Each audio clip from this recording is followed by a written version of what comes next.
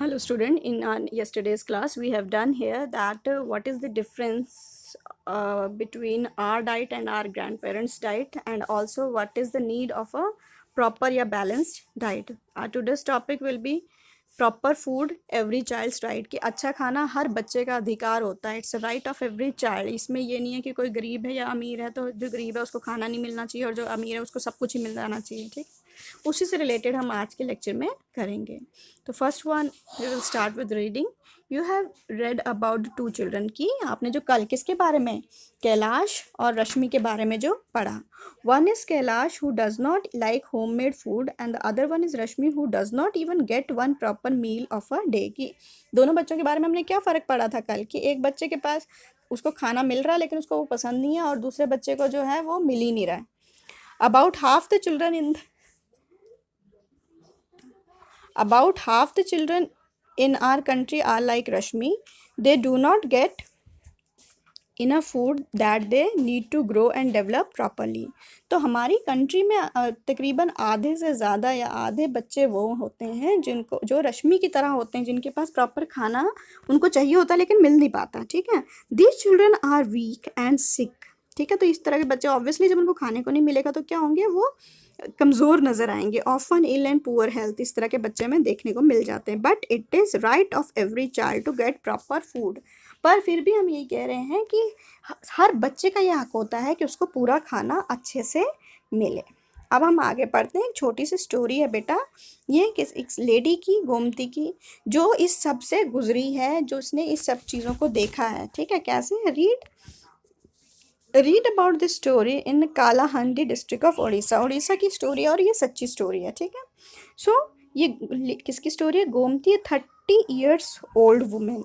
गोमती एक लेडी है जो 30 ईयर्स की है. Gomti works in the field of a rich farmer. वो क्या है, किसी रिच फार्मर की फील्ड में काम करती है. थोड़ा बड़ा कर लें, दिख नहीं रहा है ना. So for all her hard work she gets paid very little. तो पूरा दिन वो किसी अमीर आदमी के यहाँ काम करती है खेतों में और उसको क्या मिलता है, बहुत थोड़ा सा मिलता है. सो लिटल, इतना कम that she can not even buy enough rice to feed her family. और पूरा दिन काम करने के बाद भी उसको सिर्फ इतना भी नहीं मिल पाता कि अपनी फैमिली को वो अच्छे से एक टाइम का खाना खिला सके.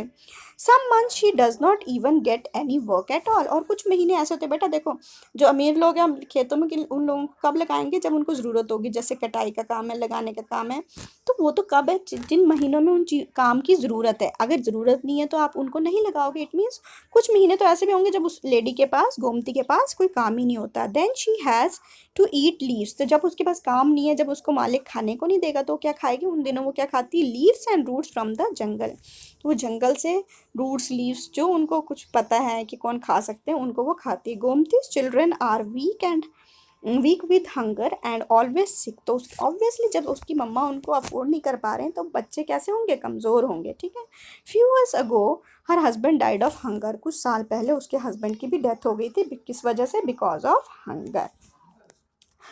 Most rice grows in Kalahandi. तो ये जो एक जीके का क्वेश्चन है कि सबसे ज़्यादा राइस जो है कहाँ होती है, ज़्यादातर राइस कालाहांडी डिस्ट्रिक्ट में होती है. कहाँ की, उड़ीसा की, उसी जगह में जहाँ ये लेडी काम करती है वहाँ पे सबसे ज़्यादा राइस होती है. Rice is even sent to other state. इतनी ज़्यादा होती है कि वहाँ से दूसरी स्टेट्स में भी दी जाती है. Many times the rice that keeps lying in the godowns. बेटा गोडाउन्स वो बड़े बड़े कमरे, वो बड़ी बड़ी जगह होती है जहाँ क्विंटल्स के हिसाब से पूरी फील्ड्स का जो सामान आता है वो एक जगह में रखा जाता है. ये गोडाउन्स आपको कहाँ देखने को मिलेंगे, जैसे आप सब्जी मंडी वगैरह में जाओ ना, जहाँ पे राशन किलो के हिसाब से नहीं, जब क्विंटल्स के हिसाब से लेते हैं, that is called godowns. Get spoiled in same Kalahandi there are many more people like Gomti. ठीक है, अब इसी जगह पे गोमती एक अकेली लेडी नहीं है जिसके साथ ये सब हो रहा है, उसके जैसे और भी बहुत पुअर पीपल हैं जो ये सब चीज़ें सफ़र कर रहे हैं. अब आपसे क्वेश्चन पूछा जा रहा है कि आप ये बताएं, इसमें सबके अपने अपने व्यूज़ होने चाहिए, that why do people die of hunger in such a place. इतना सब अनाज होने के बाद भी कुछ लोग जो हैं ऐसी जगहों पर भूख की वजह से क्यों मर जाते हैं. ठीक है, इसका आपका अपना आंसर होना चाहिए, अपने हिसाब से अपने आप लिखोगे. Now next part is here, think and discuss. Do you know any child who does not get enough to eat in whole day. What are the reason for this? कि आपसे पूछा जा रहा है कि क्या आप किसी ऐसे बच्चे को जानते हो जिसको पूरे दिन में प्रॉपर खाने को नहीं मिलता है, और आपको क्या लगता है कि ऐसा क्यों होता होगा, इसका रीज़न क्या रहता होगा। ठीक है, तो हम कह सकते हैं कि यस, कुछ होते हैं पुअर पीपल जो हमने देखे हैं, और रीज़न क्या है, reason is again the poverty, उनकी गरीबी। ठीक है, एंड अनएम्प्लॉयमेंट, उनके पास जॉब्स नहीं है,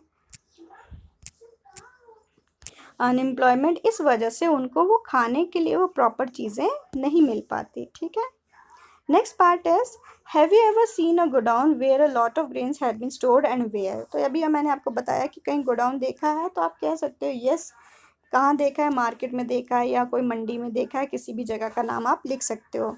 अगेन यस, कहाँ देखा है, इन मंडी या मार्केट। ठीक है, जहाँ आपने बहुत ज़्यादा खाना जो है स्टोर होता है, that is called a godown place. ठीक है, क्लियर बेटा। अब ये क्वेश्चंस हमने थोड़ा डिस्कस करने हैं, बाकी ये लिखेंगे तो आप इसको क्वेश्चन कॉपीज में आपको लिखने के लिए दिया जाएगा। ठीक है, why you can not taste food properly when you have cold. अभी आपके स्टार्टिंग वाले पार्ट से आ रहा है, जब आपको याद हो कि जब उसकी फ्रेंड ने जूलन को खिलाया था, तो उसको करेला खिलाने की बारी में उसकी आइज़ तो बंद की थी, उसका नाक भी बंद कर दिया था, राइट। तो उसको बोला है कि आपको कोल्ड के दिनों में आपको फूड का असली टेस्ट क्यों नहीं पता चलता है। तो एक काम करती बच्चा, मैं इसका आंसर जो है यहाँ लिख देती, फर्स्ट वाले का आंसर। ठीक है, अरे भैया आजा। ये आपके इसका फर्स्ट वाले पार्ट का आंसर होगा। ठीक है, कि क्यों ऐसा हो जाता है कि हमें जो प्रॉपर टेस्ट मिलता है, ठीक है, proper taste that we get is जी, taste get is also because of its smell. ठीक है, कई बार हो जाता है ना, मम्मा ने खाना अच्छा बनाया नहीं बनाया तो हम कमेंट भी करते, कई बार तो उसको देख के, कई बार हमें खुशबू बड़ी अच्छी लगती है तो हमें पता ही नहीं चलता मम्मा ने क्या घिया बनाया है, क्या बनाया, और हम खा लेते हैं। क्यों? उसकी खुशबू देख करके। तो ये सब चीज़ें किस पे डिपेंड करती हैं, जो टेस्ट है वो किस पे डिपेंड करता है, उसके स्मेल पर, कि हमें वो स्मेल कैसी लगी। और अब जो एग्जैक्टली रीज़न आता है कि ड्यूरिंग कोल्ड, जब आप बीमार होते हो तब क्या होता है, हमारा जो होता है नोज़, जो होता है नोज़ इज ब्लॉक्ड। ठीक है, नोज़ ब्लॉक्ड है, जब नोज़ ब्लॉक्ड है that means which means we can not smell properly.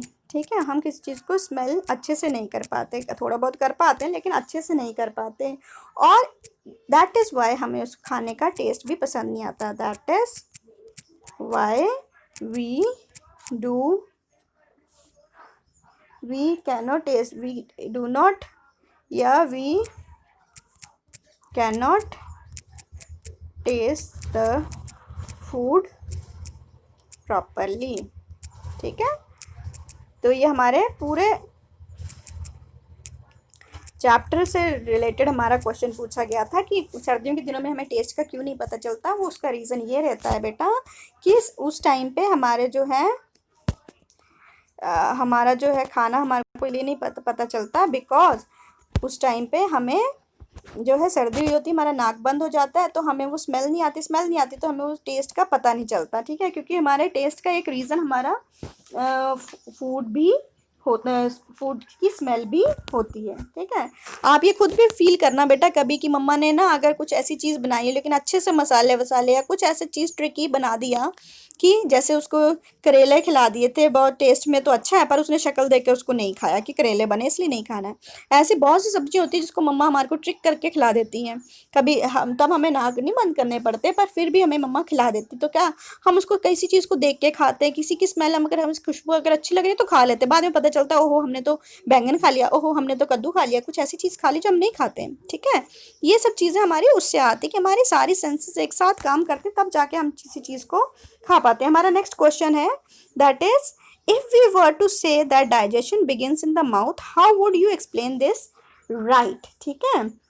कि अगर हम कहें, देखो बेटा हमने डाइजेशन के बारे में डिस्कस कर लिया, अब आपसे पूछा जा रहा है कि आप कैसे एक्सप्लेन करोगे कि जो हमने डाइजेशन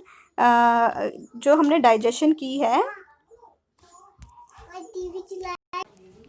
तो बेटा आपसे पूछा गया है कि हमने स्टार्टिंग से ही बोला है कि जो डाइजेशन है वो हमारी मुंह से शुरू होती है, तो कैसे। तो मैंने बेटा आपको डाइजेस्टिव सिस्टम में जब एक्सप्लेन किया तो क्या कराया कि हमारे एंजाइम होती है,